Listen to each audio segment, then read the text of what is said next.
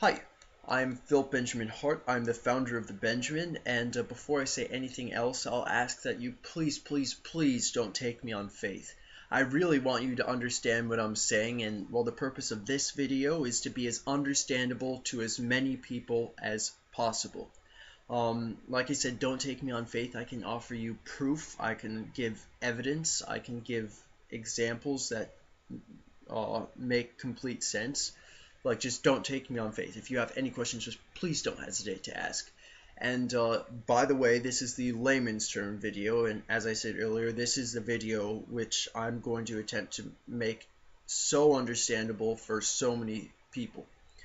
And before I go on any further, I'm going to answer the question that so many people have been asking me for the longest time, well, since I started showing them my work, and they say, why can't you show us physical copies of your work? Why are you just showing your drawings?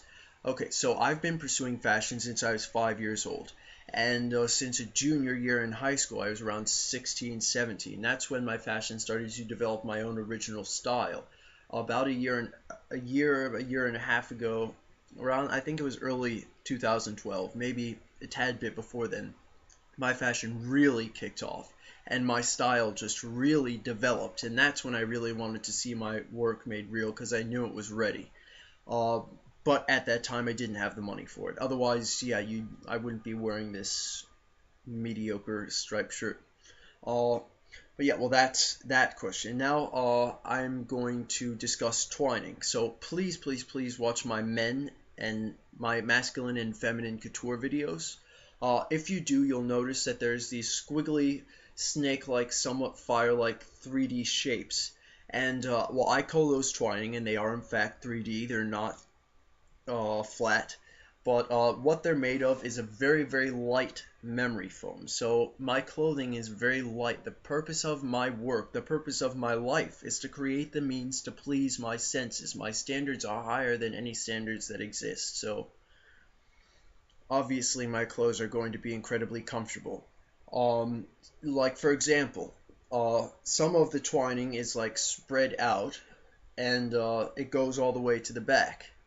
And behind the shirt there is like a pad of memory foam, and so when you lean back, it's like having a pillow without having to bring a pillow.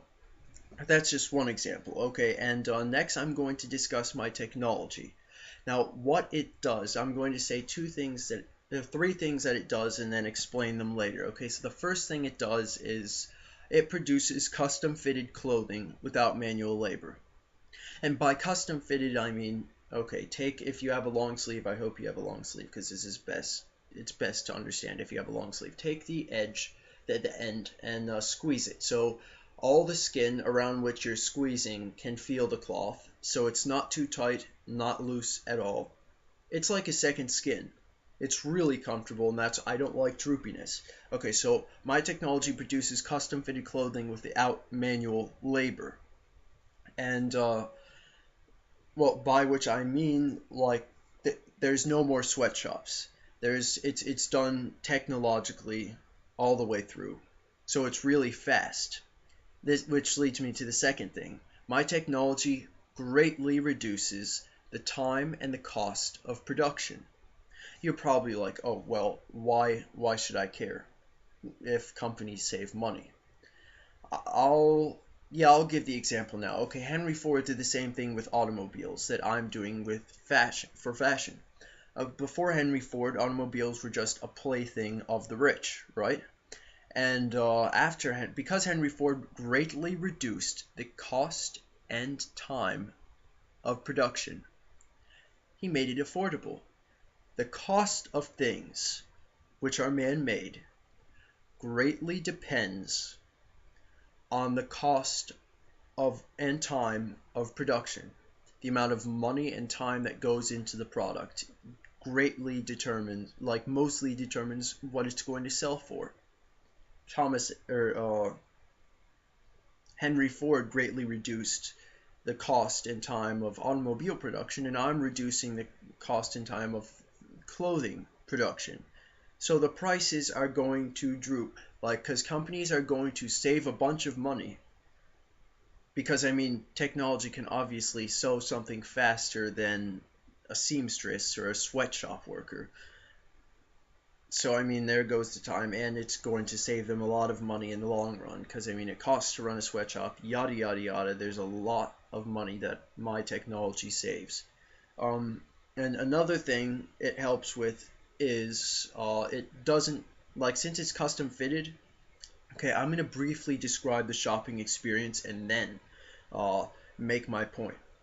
Okay, like I said, I want it's going to only be in department stores, and it's going to be in like perhaps Macy's, Nordstrom, Saks Fifth Avenue, Bergdorf Goodman, Bendel's, Barney's, Neiman Marcus, Harrods. I want to go international, but so, like when you walk into my section of the department store, there's going to be statues wearing my clothing, not racks of clothing, because it's not ready-made. It's custom fitted to you. It's made for you specifically, and no one else, just you.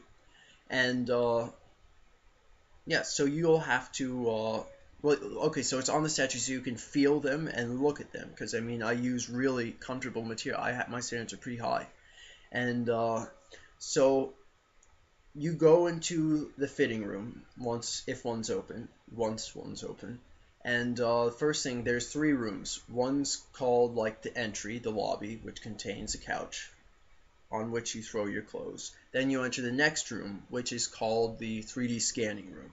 It may sound highly technical, but I can explain it really quickly. What a 3D scanner is it records the shape of your body with lasers. So yeah, you undress, are scanned in your underwear, holding out your arms and you're stretching out your legs, and you're 3D scanned, so it can record the exact shape of your body. So it prints, like in my factory. If you buy a piece, it prints a statue of you. It's a 3D printer. A 3D printer essentially is a printer that just prints 3D objects. But yeah, and that statue of you is like, it's woven around. So that's why it's like a second skin, because I have a copy of your body. So it will fit exactly better than any, because I mean tailors right now, they'll say, oh, what's the measurement here, what's the measurement here. I have every single measurement that can possibly be taken of your body, because it's 3D scanned, like, because I recorded the exact shape of your body. I hope this is all making sense. Like I said, if I'm not making sense here, please ask questions, but okay, yeah, but the next step after you're 3D scanned, and this is in the shopping experience, is there's a simulation room, which is the third room. And there's a tall TV that's the size of a wall. And next to it is like an iPad.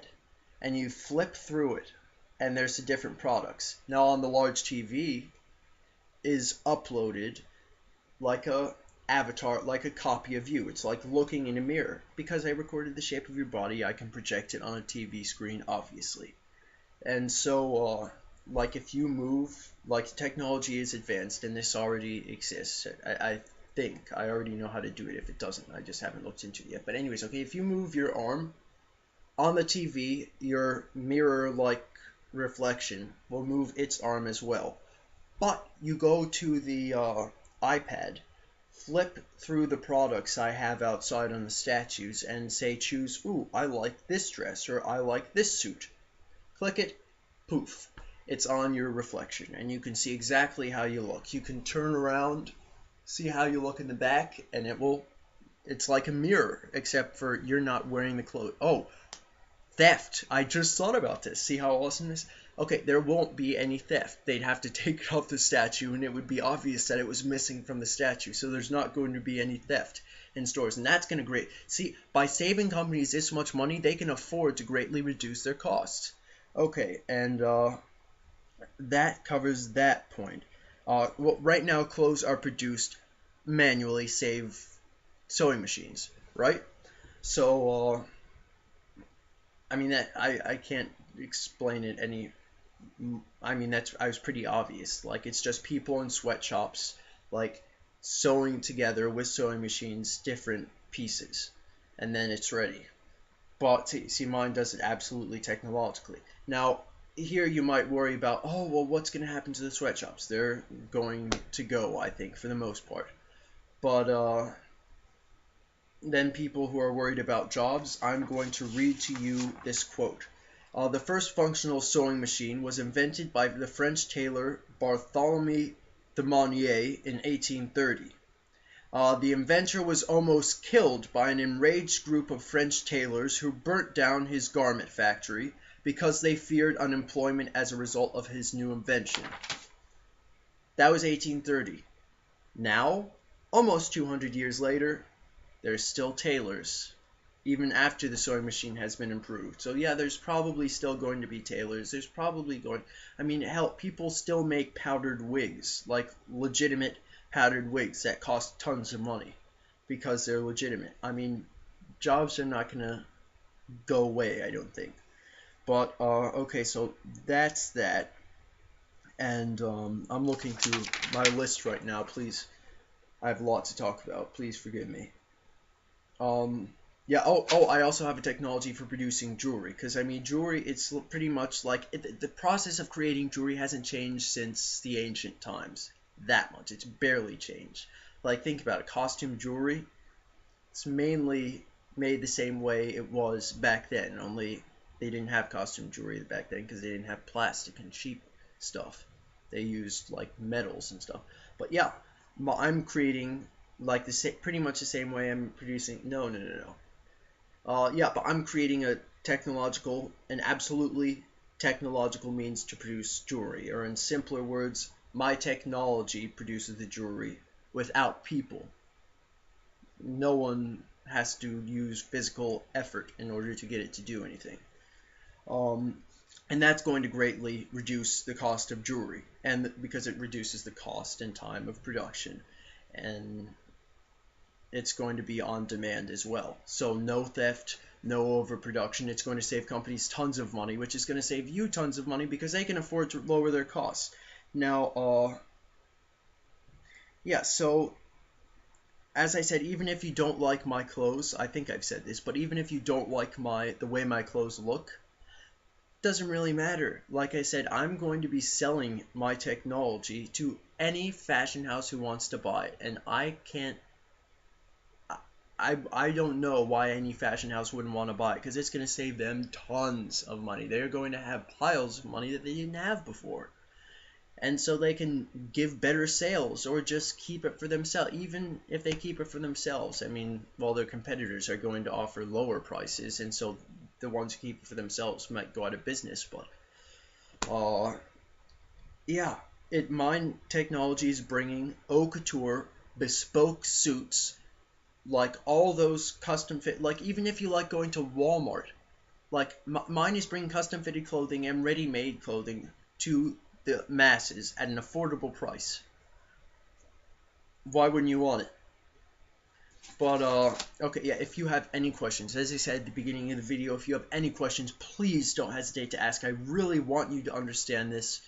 It's fascinating, well, at least it's fascinating to me. I hope it's fascinating to you, but, please ask questions. I love to answer questions. I want you to understand it. Just don't take it on faith. You can't understand things by taking them on faith. Just, yeah, if you want to know, like, the clothes that were in my masculine and feminine couture videos, I know the exact colors, the materials, everything about them. Like, those are my notes, my scribbles on the side. I mean, a lot of people can't read my writing, so please, if you want to know, like, what something looks like, then please don't hesitate to ask. I'm going to, at the end of this, like, describe, like, how in-depth I know about each thing. Like this is my wedding dress.